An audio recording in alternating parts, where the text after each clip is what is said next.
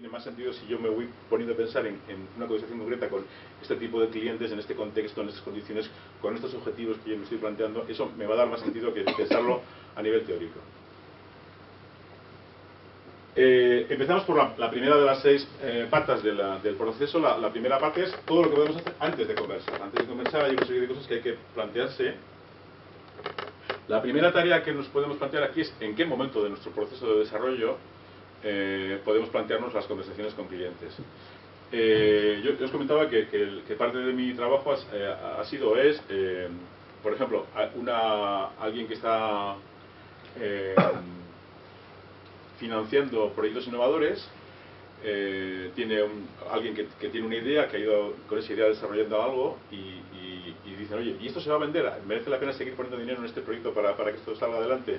Y llaman a alguien que está en el campo nuestro de investigación de mercados y nos plantean, oye, a ver, esto que ha desarrollado este equipo, ¿pensáis que puede tener sentido? Y yo recuerdo casos concretos de decir, bueno, hay alguien que ha desarrollado durante 2 años algo, lo que fuera, no voy a entrar en ejemplos, pero en fin, ejemplos de elementos concretos, y con un conocimiento técnico muy profundo, muy serio, pero no ha conversado con clientes de eso en ningún momento. Ha ido trabajando durante muchos meses sin hablar con nadie, y se encuentra con que, claro, lo que sucede en esos casos muchas veces es que esa persona tiene un convencimiento muy importante de lo que está trabajando, porque es su padre, su madre, digamos, de algún modo, su criatura la ha ido creando, imaginando. Y claro, cuando vas hablando los clientes, en algunos casos te encuentras con que sí, que realmente el cliente te dice, pues esto es muy interesante, puede ser muy interesante, pero en algunos otros casos que yo recuerdo, te das cuenta que esas personas han desarrollado algo que no tiene ningún interés, que realmente la gente que lo tiene que comprar no tiene ninguna ganas de comprar aquello. Y bueno, parece como que había que haber empezado por charlar con clientes al principio. O sea, yo tengo que empezar a tener conversaciones con mis clientes en la fase de búsqueda de ideas. A lo mejor también luego en la fase de comercialización, pero si yo trabajo mucho tiempo sin haber tenido conversaciones con clientes y construyo mucho y luego pretendo que me digan que sí, que es muy bonito lo que estoy haciendo, corro el riesgo de que me digan que no, que aquello que yo he construido no tiene ningún interés.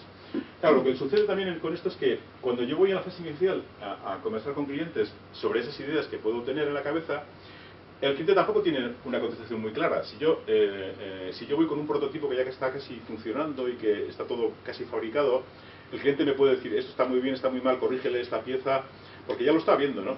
Pero si yo voy con una idea es más difícil de avanzar. Yo voy a donde un cliente le planteo, mira, oye, tengo esta idea, ¿cómo la ves?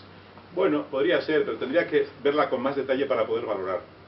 Tendría que trabajar más en esa dirección.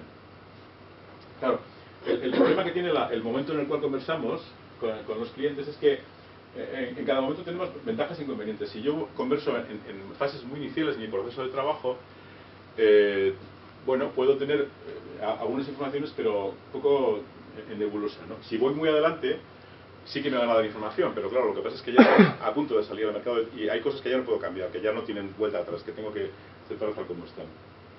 Esa es una pregunta. Entonces, nos tenemos que hacer, la pregunta que os tenéis que hacer es el hecho de decir, yo me interesa conversar, ¿en qué momentos de mi trabajo? ¿Tengo que conversar cuando estoy en una fase de pensar en ideas, o cuando estoy en una fase intermedia, o cuando ya estoy con un producto en el mercado, o en varios momentos? Primera reflexión que os tenéis que hacer sobre esta cuestión.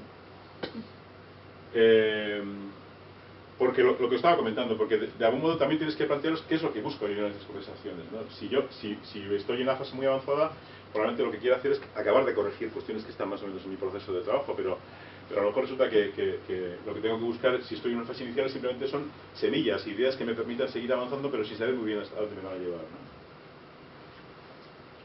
La segunda pregunta que nos podemos hacer en esta primera fase, que ya os vuelvo a repetir que es antes de empezar a conversar, es ¿con quién conversamos? ¿Quiénes son los interlocutores con los que tenemos que conversar? Lo que sucede muchas veces aquí con esto es que el hecho de decir yo converso con el que tengo más cerca.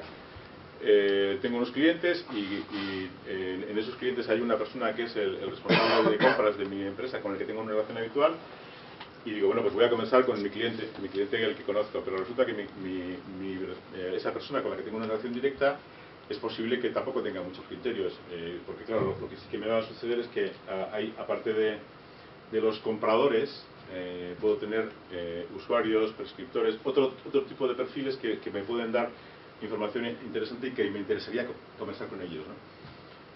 Si me limito simplemente a conversar con la persona con la que tengo un contacto cercano y que es más fácil de acceder a ella, pues lo que me puede suceder es que esa persona no me cuente demasiado. Tengo otras personas con las que pudiera ser interesante el plantearme conversaciones. Lo que pasa es que esas personas a lo mejor no son accesibles. Pero a mí me interesaría conversar con las personas del departamento de ingeniería de mi cliente, pero es que no tengo forma de llegar a ellos. Tendré que pensar cómo puedo hacer para conversar con ellos, porque realmente puede ser una cuestión que necesite y que no tengo más alternativa que buscarme ese camino, ¿no? Bueno, por ejemplo, también los clientes antiguos, los clientes de mis clientes. Bueno, un montón de colectivos distintos. Por ejemplo, también el tema de los clientes potenciales, ¿no? Muchas veces lo que nos planteamos, yo puedo conversar eso me acuerdo que sucedió también cuando os comentaba un poco a nivel de hacer un trabajo, ¿no? Con los clientes actuales hacemos unas entrevistas, pero los clientes potenciales, como no los tenemos cerca y no sabemos cómo contactar con ellos, pues no me planteo el hacer una conversación, simplemente me planteo mandarles una carta o mirar por internet. No veo fácil. Bueno, si realmente es importante para ti el hecho de poder charlar con clientes potenciales, tendrás que buscar la forma de conseguir estar con esas personas, aunque no sea fácil el contacto, porque realmente es la única alternativa que tienes. No te puedes basar simplemente en el hecho de que tengas una información de internet, tienes que tener conversaciones con esas personas para poder tener información de cuestiones que son importantes, ¿no?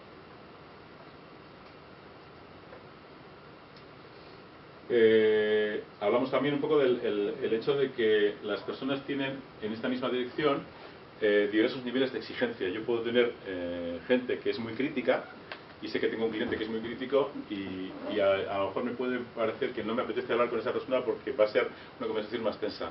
Tal vez esa persona es precisamente la que más me puede interesar, porque es la persona que más información me puede aportar en lo que estoy realizando. Por lo cual también esa es otra pregunta que nos podemos plantear, ¿no? Otra cuestión también importante que nos tenemos que plantear es el hecho de quién conversa. En una organización hay normalmente unas personas que están en la parte comercial, que son las que se supone que tienen la tarea de estar en relación con los clientes.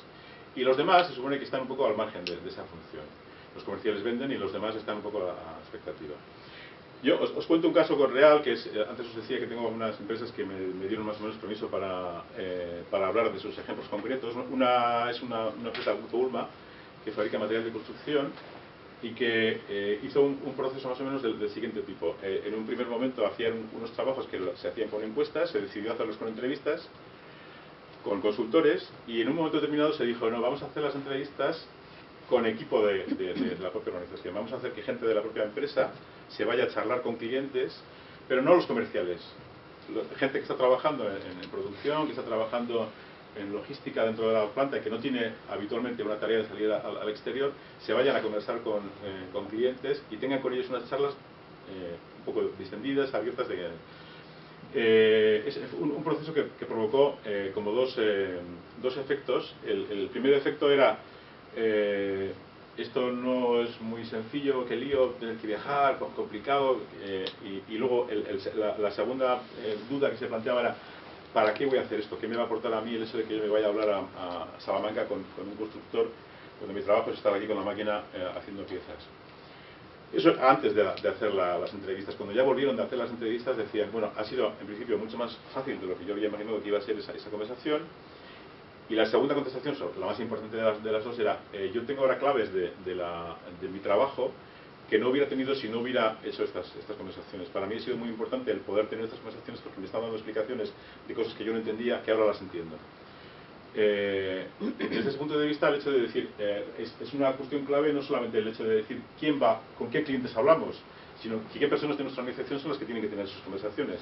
Porque si nos limitamos simplemente al hecho de decir yo voy como conversador único y el resto de mi empresa se va a fiar de lo que yo les cuente después, eso es una posibilidad que puede estar bien, pero es mucho más potente en la medida que digamos, bueno, las conversaciones vamos a tenerlas con clientes diversos de fuera, clientes potenciales, usuarios, prescriptores, pero también vamos a hacer que esas conversaciones las tenga gente diversa que no tiene una tarea comercial, que no tiene una tarea de relación con clientes de modo habitual. Esto, vuelvo a repetir lo que os decía antes, os lo planteo como preguntas para vuestro ejercicio de decir cómo organizamos todo ello, ¿no? Luego hay una cuestión que es el formato de las conversaciones. Hay veces que hacemos conversaciones de una en una persona y no tenemos otra posibilidad. Yo voy a entrevistar a alguien y estoy con esa persona Bueno, la verdad es que cuando podemos ir al formato grupo, es un poco más potente por lo que acabo de comentar, ¿no? Si en vez de estar yo, o bueno, una persona de vosotros, con un cliente, uno con uno, estamos en un formato de 1,5 o 4,5, las interacciones son más ricas. Hay, de algún modo, una potencia en la conversación mayor, porque se produce un efecto en el cual la idea que una persona lanza a la otra persona le activa una serie de reflexiones y eso va generando un rebote de ideas que es muy enriquecedor y que realmente solo se puede producir en la presencia física de las personas en una conversación. Por eso, cuando es posible, es interesante el hecho de generar conversaciones en las cuales estemos en grupo, aquí lo que es importante, esto lo sabemos todos, estamos dos personas con alguien escuchando algo que nos está contando y escuchamos lo mismo, pero lo que entendemos no es lo mismo. O sea, yo al final voy a entender en función de mi experiencia, mi personalidad, y cuando hago un resumen de lo que acabo de escuchar y lo comparo con mi compañera o mi compañero, resulta que lo que hemos escuchado es lo mismo, pero lo que hemos escrito como resumen son dos cosas no totalmente, pero con muchos matices distintos, ¿no? Desde ese punto de vista, la heterogeneidad es muy enriquecedora. Cuando antes decíamos que la conversación es un elemento que potencia la generación de ideas, la diversidad de personas en una conversación es un elemento que también es a favor de ello, ¿no? Luego, otra cuestión también que nos planteamos es el número de conversaciones que necesitamos realizar. ¿Cuántas conversaciones? ¿No? Yo antes os comentaba también, os decía, hay un campo de trabajo que es el campo del quanti, en el cual hacíamos 500 encuestas, y otro campo que es el campo del quali, que hacíamos 5 conversaciones o 10, unas pocas.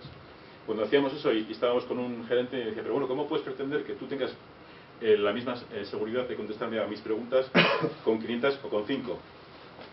O sea, tiene que haber, con 5 parece como que eso no funciona, tiene que haber más conversaciones para que eso realmente funcione. Bueno, yo al final la conclusión no es el número, la conclusión es la calidad de la conversación.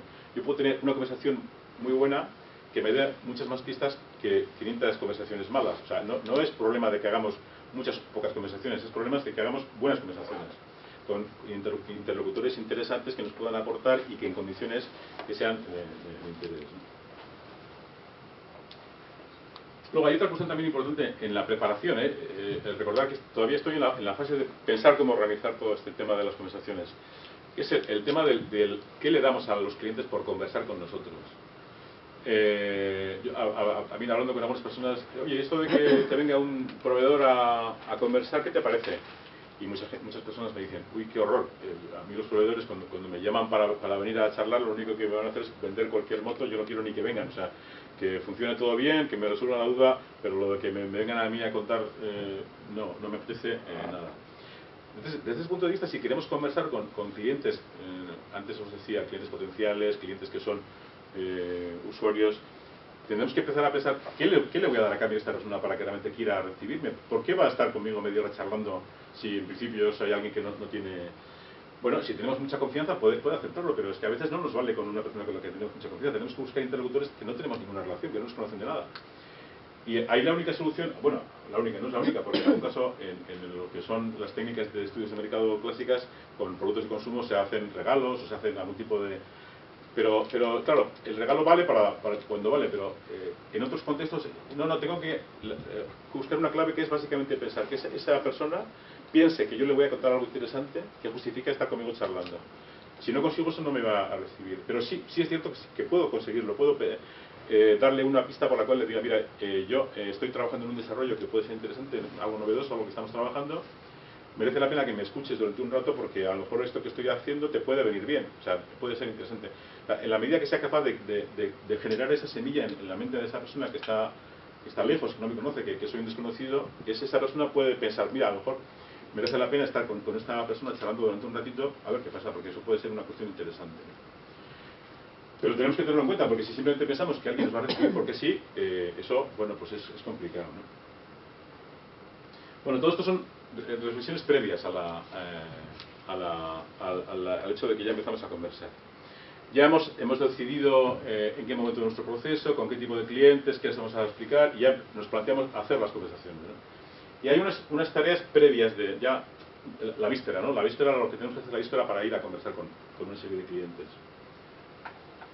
Una cuestión que normalmente hacemos en esa tarea de preparación es hacer un guión. Normalmente en una conversación solemos elaborar un guión que tiene... bueno, tengo aquí, un guión es una declaración de intenciones sobre el modo como deseamos que se desarrolle la conversación. Una justificación, una pregunta inicial, unos apartados y tiempos, unos temas a tratar, estímulos a presentar, etc. Una serie de cosas que más o menos pueden estar aquí. Ahora veremos un poco más sobre estas ideas. Yo el guión lo imagino, primero, lo que no imagino un guión es como un cuestionario, y eso siempre es una cuestión como muy importante recalcar. Un guión no es un cuestionario. Si decíamos en la definición de conversación que una conversación es algo no planificado, precisamente un cuestionario es todo lo contrario. Un cuestionario es un material en el cual está todo decidido, primera pregunta, segunda pregunta, cada pregunta tiene unas contestaciones. Por lo tanto, lo que no podemos hacer es hacer un cuestionario como un guión. Lo que sí imagino más bien es un guión como una especie de maletín o una maleta, un sitio en el que llevamos cosas, en el que hay cosas que entran y salen en esa maleta. Por ejemplo, en esa maleta podemos llevar una pregunta inicial, podemos llevar una formulación de cómo vamos a empezar la conversación. Saco la primera pregunta y la lanzo y empieza la conversación. Incluso puedo tener otras cosas que luego puedo enseñar. Pues por ejemplo una presentación o un prototipo, puedo tener cosas que en un momento determinado de la conversación las saco y las enseño. También puedo tener cosas que meto en la maleta. En un momento determinado de la conversación surge una idea y mi cliente, mi interlocutora me lanza, oye, pues mira, a lo mejor sería bueno que hicierais esto podría ser, y vamos construyendo una idea nueva que yo no tenía en la cabeza cuando llegué allí. La meto en el maletín porque para la siguiente conversación puedo sacarla de nuevo. Tengo más cosas, cuando acabo esa conversación voy teniendo en el maletín más elementos que no tenía al principio, con lo cual voy incorporando ideas. O también me puede decir esa persona, mira, lo que es interesante es que esto que me estás contando lo hables con el cliente X que está en el pueblo al lado. Porque yo creo que a mí no me va a interesar, pero a esta gente que yo conozco que están aquí cerca, seguro que me van a decir cosas interesantes y les va a interesar lo que estoy contando. Bueno, meto en el maletín nuevos interlocutores con los cuales poder conversar, ¿no? Aquí básicamente lo que hago, lo mismo que os decía, ¿no? Lo que os decía antes, preparar un poco la explicación de por qué interesa el conversar. Es básicamente repetir lo que os decía antes. Luego hay una cosa también muy importante en la preparación ya, en la víspera de ir a conversar con alguien, que es el hecho de la forma de la conversación. La forma de la conversación, aquí marco en naranja y en verde un poco el tiempo que podemos estar conversando en una conversación normal, equilibrada. Pues normalmente hay un rato al principio en el que yo hablo un poco más y un poco menos, y va más o menos hay un cierto equilibrio en los tiempos en los cuales estamos hablando cada una de las personas que somos interlocutores de nuestra conversación. En una conversación centrada en la venta, un poco en plan estereotipo, porque tampoco esto es exactamente así, pero cuando hacemos un poco el estereotipo de la conversación del vendedor que va a vender, el cliché negativo que tenemos es el proveedor habla mucho, explica todo lo que está planteando, y en ese proceso luego ya va a haber un cierto equilibrio, pero el protagonista del inicio de la conversación es básicamente el proveedor, y el cliente básicamente lo que se dedica es a escuchar. Yo creo que lo que teníamos que plantearnos es como propuesta hacer un poco lo contrario. El hecho de decir, yo si quiero tener una conversación en la cual quiero conocer y quiero generar ideas para funcionar, tengo que plantear una conversación en la cual en la parte inicial de esa conversación básicamente yo lo que me dedique es a escuchar. O sea, lance algún estímulo para que mi interlocutor cuente ideas, pero yo no hable lo menos posible. Básicamente me dedica a provocar que esta persona me cuente ideas, pero no mucho más. Por lo tanto, yo hago un dibujo en el cual digo, mira, una propuesta de conversación ideal, entre comillas, con clientes, en este contexto que estamos hablando de sacar ideas para la innovación, sería una conversación en la cual la primera parte básicamente es una conversación de escucha, y luego ya hay a partir de un momento determinado en la cual empezamos a intervenir un poco más y empezamos a lanzar estímulos.